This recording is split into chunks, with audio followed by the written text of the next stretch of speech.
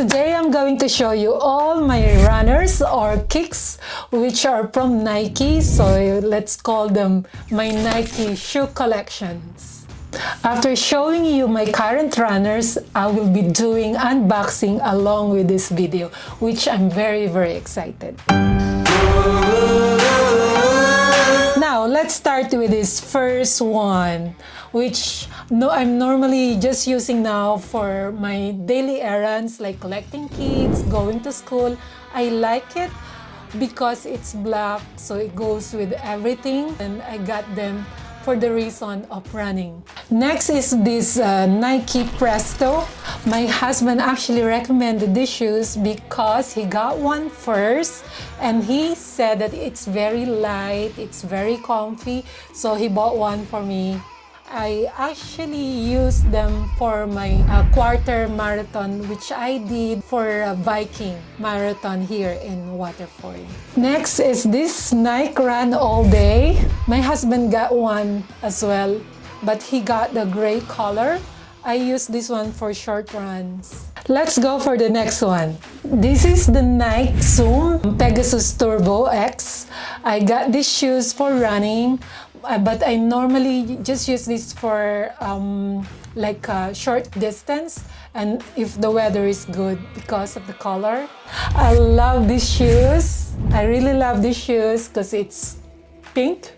I only use these when the weather is really good because I don't want it to get dirty, although it's dirty now. And it's really good on your feet. It's very comfy. Next is my favorite shoes so far. This is the Nike Pegasus Zoom Turbo 35. I got them on sale in town for 70 euro. I've been using these shoes since I bought them, and I already did 300 miles with this one. This is the one that I use for 100 miles matter. It's really good. It's really comfy. The sole is really soft and it's bouncy. I really love these shoes. Moving on to these trail running shoes. It's gore-tex and I love the color. It's waterproof. I really love these shoes for running, even not on trail, even on the road, especially when it's raining. I think it's really important to have a waterproof shoes here in Ireland. Like what I said, the weather here is so unpredictable. I've used this many times and it doesn't get stained. You can see it still looks new, but I've used this so many times. Talking about the weather, so last winter, I decided to get Nike React Miller Shield. It's really good for wet weather and snowy weather. Well, not too snowy, okay?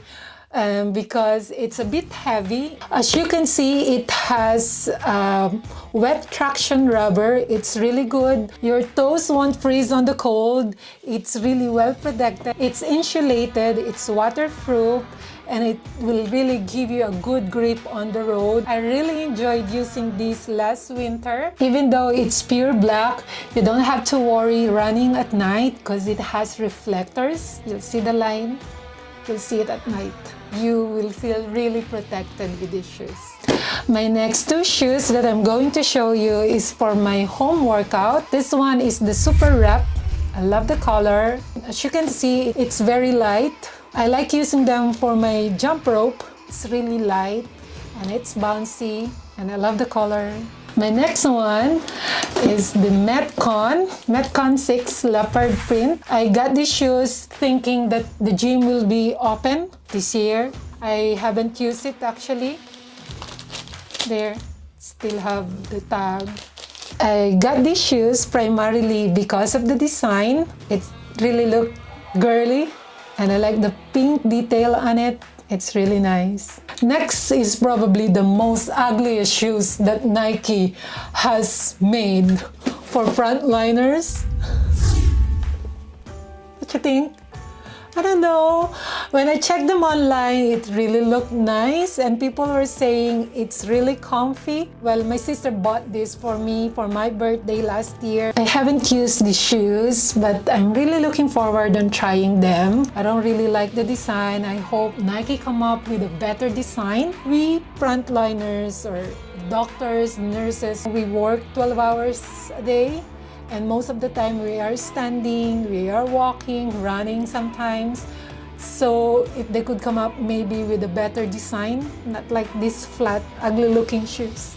And now the moment that I've been waiting for, and I hope you too are excited as I am. I'm really excited because I have two new boxes of shoes here.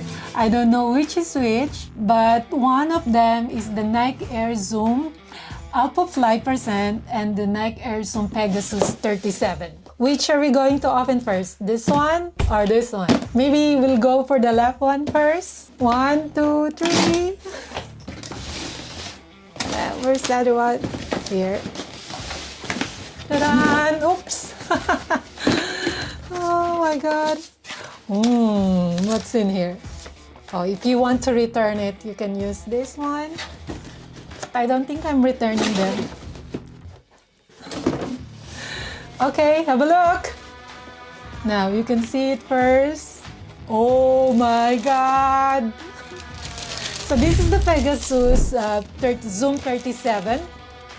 Look, it has ELIUD Kipchoge signature, and the color is actually the Kenyan plug.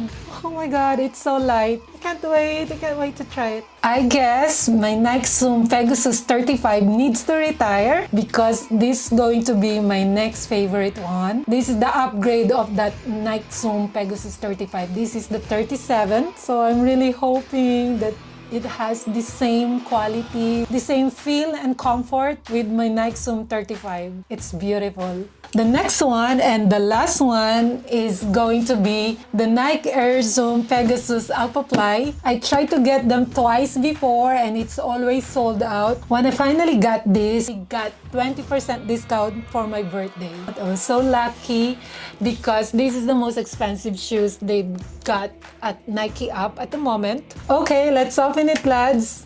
Ta-da! Oh, look at that. It's different box from the rest. It's not the orange. Oh. Oh, it has a bag. You'll see, it's really special.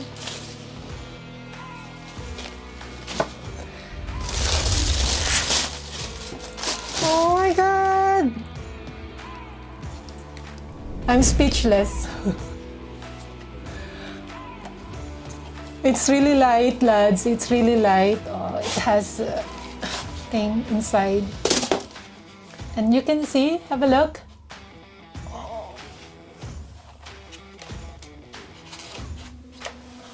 The material is see-through.